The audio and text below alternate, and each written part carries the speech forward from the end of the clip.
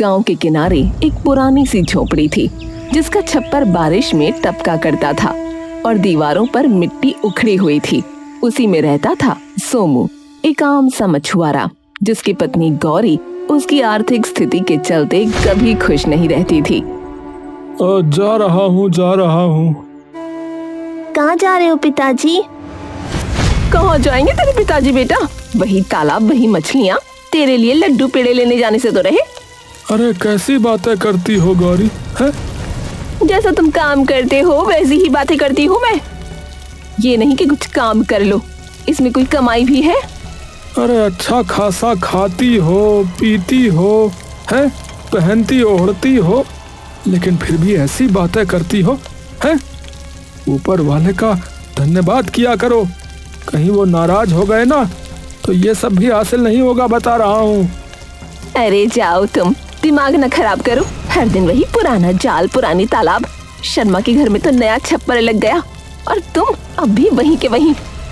अरे गौरी देखो, जितना भाग्य में लिखा है ना उतना ही मिलेगा बस।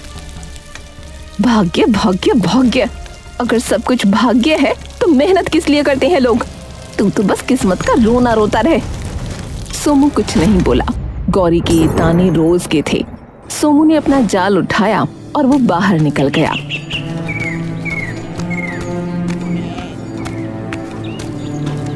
अरे चल रे जाल, आज कुछ ज्यादा मछलियां पकड़ ले तो गौरी का मूड भी ठीक हो जाए। गांव में 2 तालाब थे, एक में भीड़ रहती थी और दूसरे में मछलियां कम थीं, इसलिए वहां कम लोग जाते थे। पर सोमू को वही पसंद था क्योंकि वहां शांति थी। उस दिन भी सोमू उसी वीरान तालाब पर पहुंचा।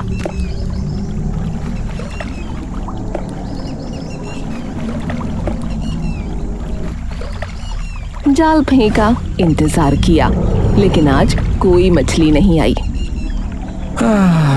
अरे भैया, आज तो एक भी मछली नहीं फंसी, ऐसा कैसे हो सकता है? उसने फिर कोशिश की, फिर दूसरी बार, तीसरी बार, पर हर बार खाली जाल। वो थक कर बैठ गया। भगवान, लगता है अब भगवान भी हमसे नाराज हो गए हैं। उस दिन वो खाली हाथ लौटा।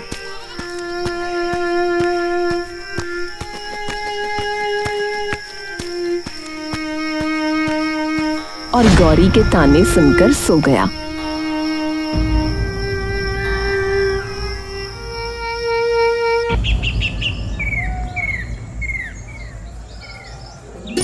अगले दिन उसने तय किया कि अब वो भी उसी तालाब पर जाएगा जहां सब जाते हैं।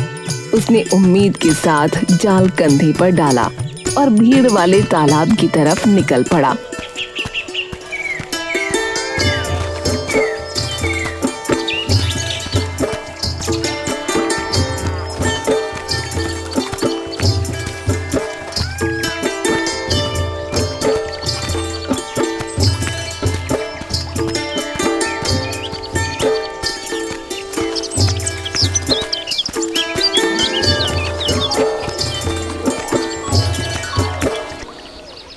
अरे सोमू भी आ गया, देखो।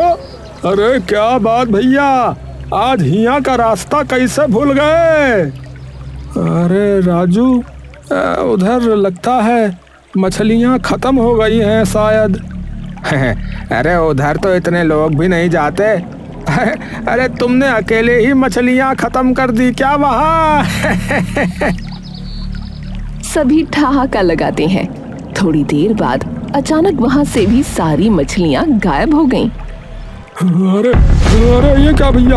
अरे सुबह तक तो मछलियां छलांगे मार रही थी, अभी कुछ दिखाई नहीं दे रहा है। अरे इसकी वजह से, हाँ, इसके कदम ही अशुभ है भैया। हाँ, इसके आने के बाद ही तो ये सब बंद हुआ है। ये बंदा मनहूस है भैया। हाँ भैया, मनहूस है। अरे भैया चुप हो जाओ। अरे भगवान के लिए चुप हो जाओ। अरे भैया ये क्या बात हुई बताओ? अरे मैं तो बस अपनी रोजी रोटी के लिए आया था और कोई बात नहीं है। अरे अपनी रोजी के चक्कर में तूने सबकी रोजी रोटी छीन ली रे, पनौती कहीं का। आवाजें तेज होती गईं, हर ओर से ताने सुनाई देने लगे। सोमू बस खड़ा रहा। हाँ सही कह रहा पवन भैया, सच में पनौती ही है ये। अरे भैया एकदम मनहूस है। अरे हमारा क्या होगा भैया, आज हमने भी मछलियां नहीं पकड़ी। अरे इस पनौती से पूछो।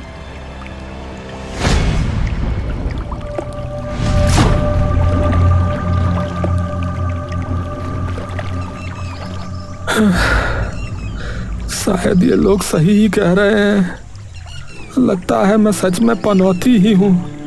जहाँ जाता हूँ वहाँ ऐसा ही बेड़ा गर्क हो जाता है। शाम हो गई।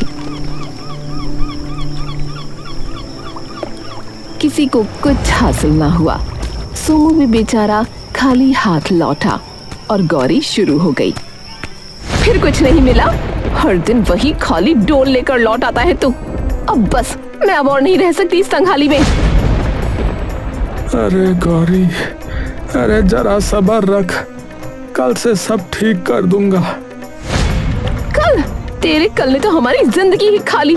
मेरा बच्चा भूखा सोता है हर रात और तू बस किस्मत के भरोसे बैठा रहता है। गौरी के शब्द जैसे तीर बनकर सोमू के दिल में उतर रहे थे। उसने हाथ जोड़ लिए। अरे अरे रुक जा गौरी, हाथ जोड़ता हूँ, रुक जा। अरे एक मौका और दे दे।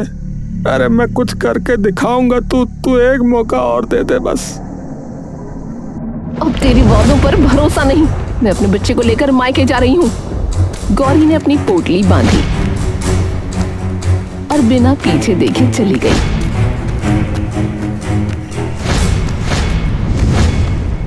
सोमू वहीं खड़ा रह गया, खाली झोपड़ी में, खाली दिल के साथ। उसकी आंखों से पानी टपकने लगा। अगर यही किस्मत है तो इसे मैं नहीं मानता अभा। हाँ, मैं नहीं मानता। मैं अब अपनी किस्मत बदलूंगा। हाँ, बदल कर रहूंगा। हाँ।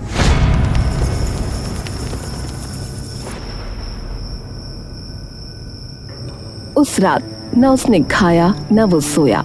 सुबह उठकर फिर तालाब पहुंचा।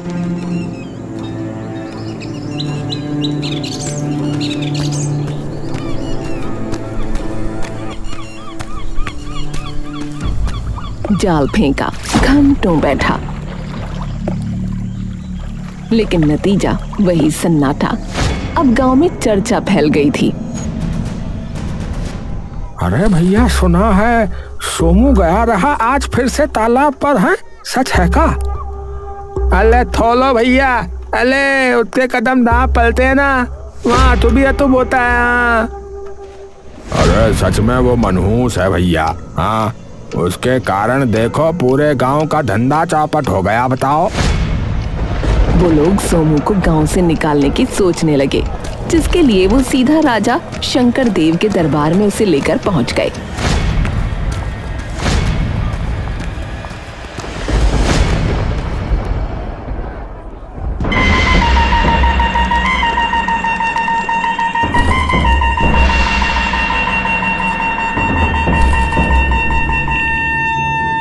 महाराज, गांव वाले कह रहे हैं कि ये मछुआरा सोमू मनहूस व्यक्ति है। इसके रहते सबका दुर्भाग्य बढ़ता जा रहा है महाराज। मनहूस? क्या सच में? तभी एक सैनिक हांफता हुआ भीतर आया। महाराज, महाराज, महाराज की जय हो। महाराज, पड़ोसी राज्य के राजा जिनसे आपने पिछले सप्ताह ही संधि की थी, वो अब क्रोधित हो गए हैं, नाराज हो गए महाराज। उन्होंने युद्ध की तैयारी प्रारंभ कर दी है। राजा का चेहरा बदल गया। उनकी आंखों में गुस्से की लपटें थीं। क्या कहा? अभी तो समझाता हुआ था। जी, पर अब जाने क्या हो गया उनको। ये सब इस मनहूस मछुआरे की वजह से है। इसे अभी महल से निकाल दो। इसके कदमों का साया भी इस राज्य पर ना पड़े। ये हमारा आदेश है। जी महाराज। और हाँ, आज के बाद कोई भी आम व्यक्ति, विशेष तौर पर गरीब और निर्धन, इस महल में नहीं आएगा। क्या मालूम कौन मनहूस है और कौन नहीं। सोमू को सैनिकों ने पकड़ा और दरवाजे के बाहर फेंक दिया।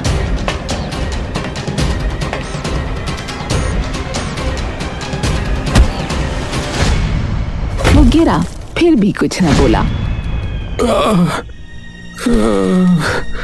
अरे अब जाऊं तो कहाँ जाऊं?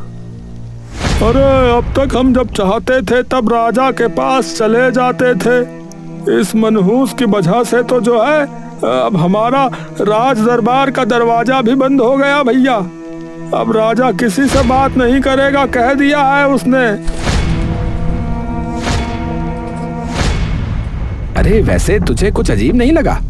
महाराज ऐसे तो नहीं थे। अरे भैया यहाँ खाने के लाले पड़े हैं और तुझे जो है महाराज की पड़ी हुई है। अरे महाराज चलो अब यहाँ से। उधर सोमू भूखा प्यासा बिना दिशा के चलता रहा।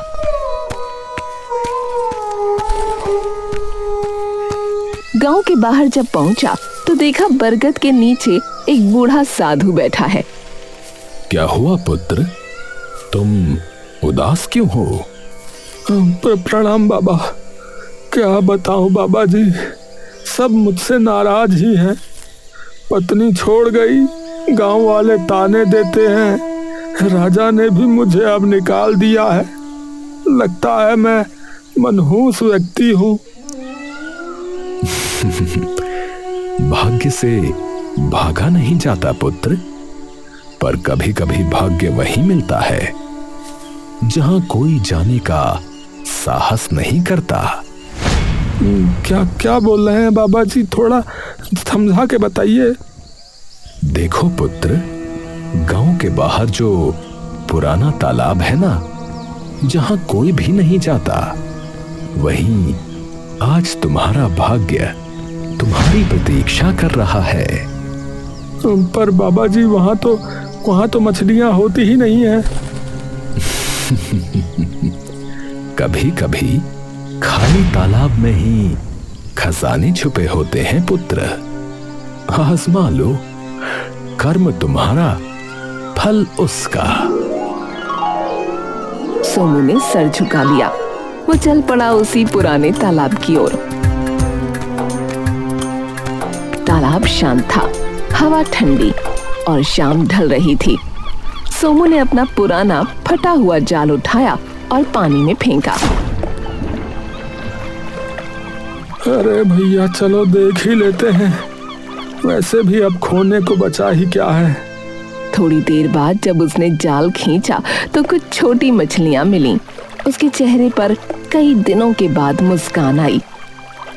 अरे वाह, अरे शायद बाबा जी बिल्कुल सत्य कह रहे थे। दिल में थोड़ी उम्मीद जगी। उसने दोबारा जाल फेंका।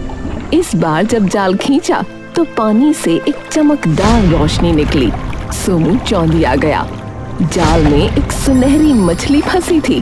वो ऐसे चमक रही थी मानो सूरज की किरणों को निगल लिया हो। अरे भगवान, अरे ये कैसी मछली है? अरे अरे ये तो इतनी सुंदर और इतनी चमकदार है कि क्या ही बताऊं।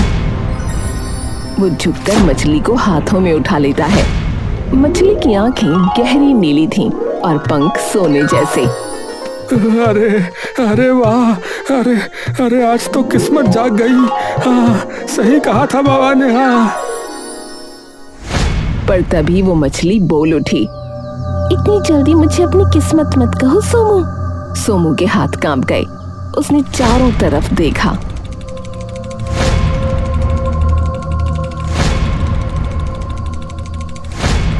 पर कोई नहीं था। मैं ही बोल रही हूँ, डर मत, तेरा समय अब बदलने वाला है। सोमू की धड़कनें तेज हो गईं। वो अब भी विश्वास नहीं कर पा रहा था कि मछली बोल रही है।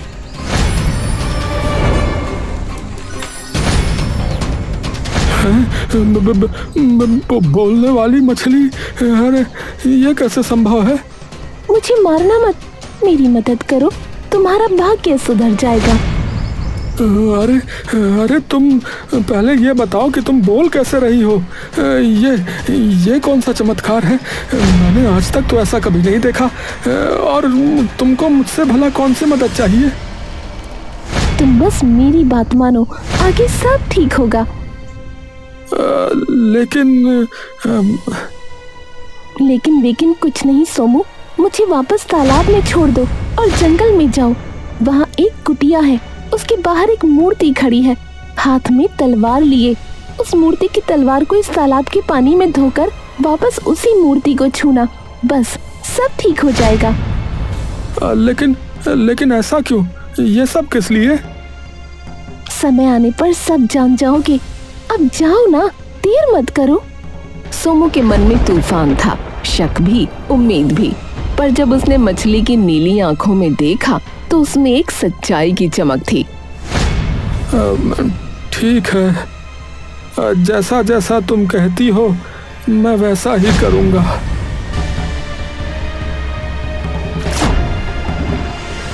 वो जाल समेटकर जंगल की ओर बढ़ चला।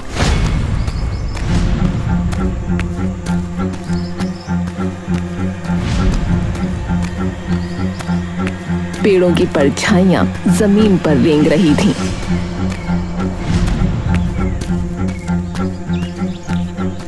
जैसे कोई पीछे पीछे चल रहा हो।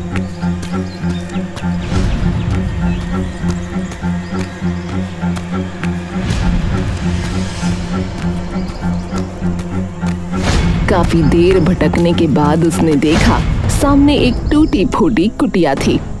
कुटिया के बाहर सचमुच एक पत्थर की मूर्ति खड़ी थी और तलवार उसकी मुट्ठी की ढीली पकड़ में थी। यही होगी वो जगह। उसने कांपते हाथों से मूर्ति की तलवार उठाई। तलवार ठंडी थी, जैसे बर्फ की बनी हो। वो तालाब की तरफ गया।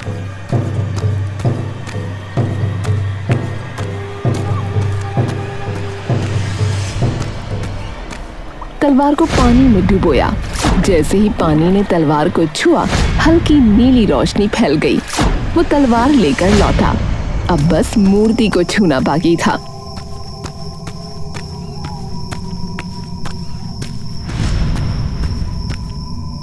जय बजरंग बली, अब जो होगा देखा जाएगा। वो तलवार लेकर मूर्ति की ओर बढ़ा ही था कि तभी कुटिया के भीतर से एक गहरी आवाज गूंजी। कौन है? अंदर आओ, मेरी सहायता करो। सोमू ठिठक गया। उसका दिल जोरों से धड़क रहा था, पर उसने साहस जुटाया और दरवाजा धकेलकर भीतर चला गया।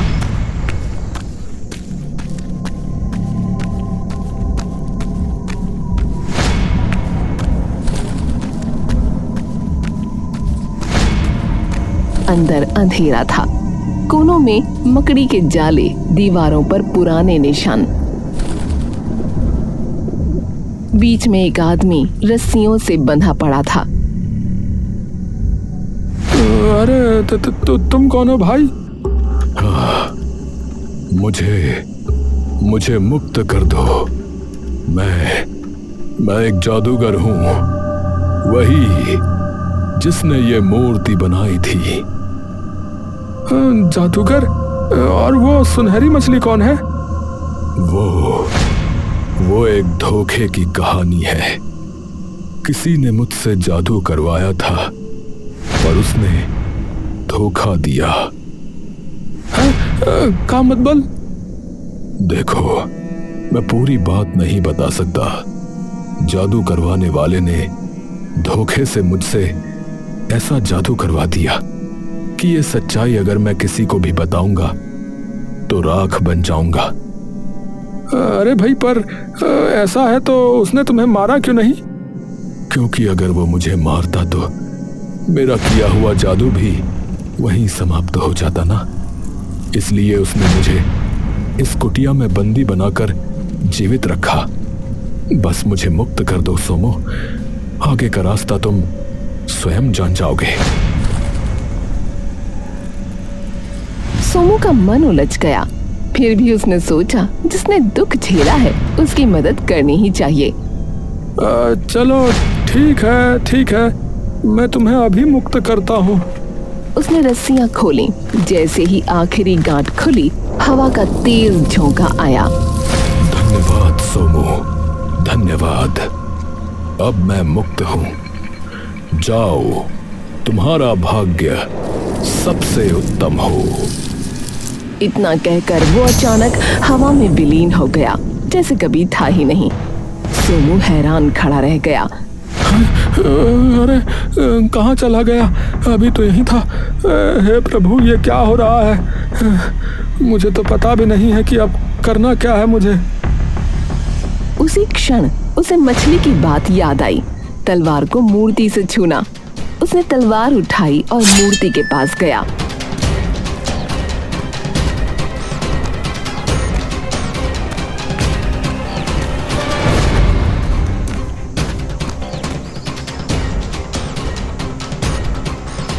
अरे हाँ, अब जो भी सच्चाई है सामने आ ही जाए, उसको छू देता हूँ। उसने तलवार से मूर्ति को छुआ। क्षण भर के लिए सन्नाटा छा गया। फिर जमीन कांपी, मूर्ति में दरारें पड़ने लगीं और अंदर से एक तेज रोशनी फूटी। सोमू ने आंखें ढक लीं। जब रोशनी थमी तो मूर्ति की जगह पर एक इंसान खड़ा था।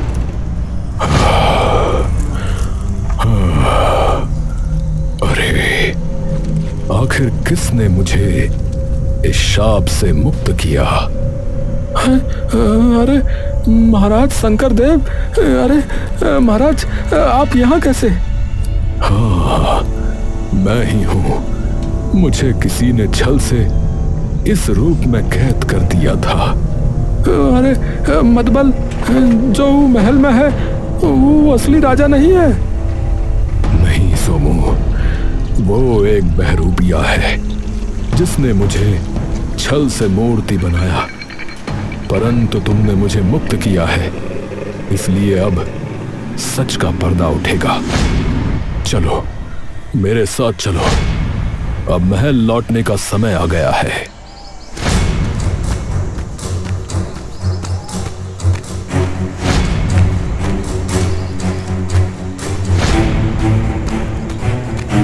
अचानक राजा ने कदम रोक दिए। पर सोमू, एक बात बताओ, तुम्हें आखिरकार कैसे पता चला कि मुझे बचाना है? महाराज, ये सब तो उस सुनहरी मछली की वजह से हुआ। उसने ही मुझे राह दिखाई थी। उसने कहा था कि मैं आपकी मुक्ति की कुंजी हूँ। ये सुनते ही राजा का चेहरा बदल गया। मछली कहाँ है वो? सोमू ने बताया और दोनों बिना एक क्षण गंवाए तालाब की ओर दौड़ पड़े।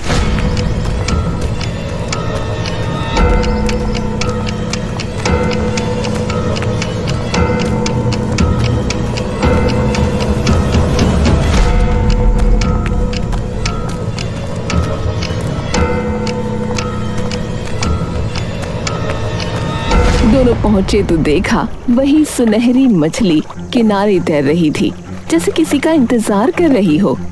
अरे, इतने समय से तुम यहीं थी? हाँ महाराज। राजा ने अपनी तलवार से उंगली पर हल्की चोट की और खून की कुछ बूंदें तालाब में टपकाईं।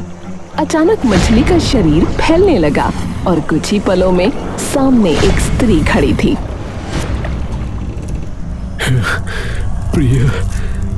प्रिय, मेरी रानी। हाँ, इस मछुआरे ने हमें मुक्त किया है मेरे स्वामी। मैं तो बस आदेश का पालन कर रहा था महाराज। चलिए महल चलते हैं अब। तीनों महल लौटे।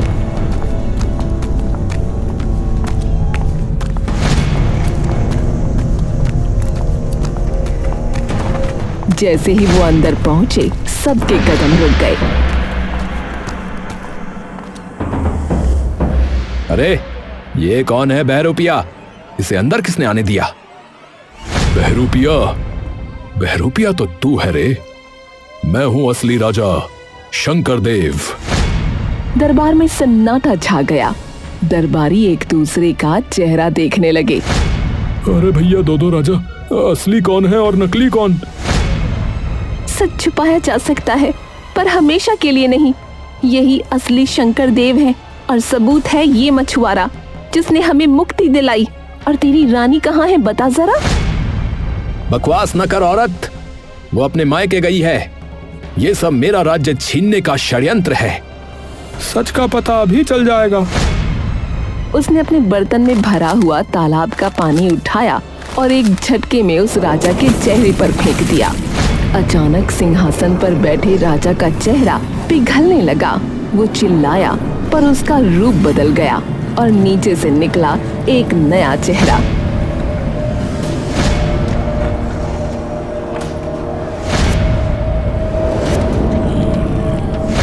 अरे राजकुमार, आप तो गुरुकुल गए थे।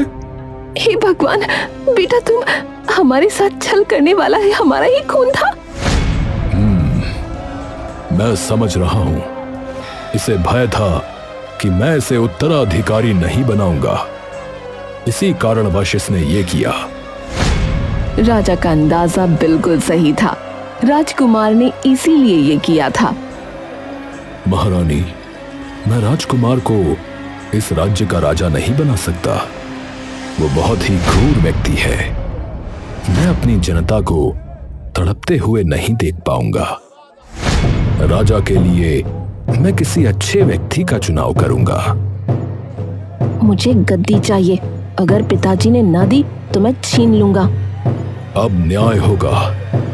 इस विश्वासघाती को कारागार में डाल दो। सैनिक आगे बढ़े।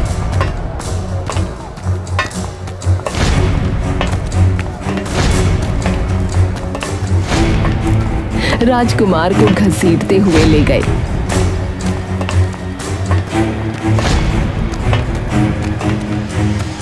राजा शंकरदेव की जय! राजा शंकरदेव की जय! राजा शंकरदेव की जय! नहीं, अब से असली राजा वह है जिसने मुझे मुक्त किया। अरे महाराज, मैं तो बस एक गरीब मछुआरा हूँ और कुछ नहीं।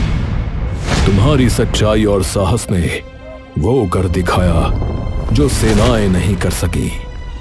तुम्हारे भाग्य ने तुम्हें यहां तक पहुंचाया है सोमू। अब इसे अस्वीकार मत करना।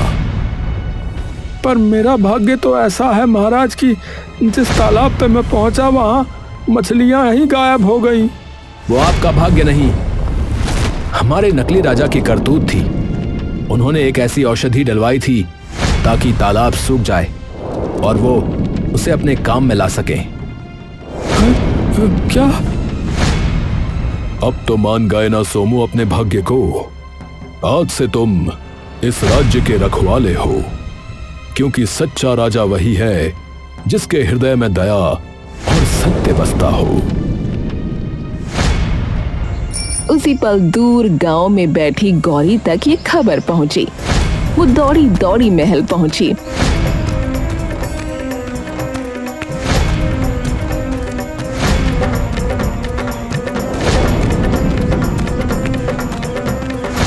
सोमू, मुझे माफ कर दो। मैंने तेरे भाग्य पर शक किया। भाग्य से भागा नहीं जाता गौरी, बस उसे पहचानने की देरी होती है। गांव के वही लोग जो कभी उसे मनहूस कहते थे अब उसकी जयकार कर रहे थे।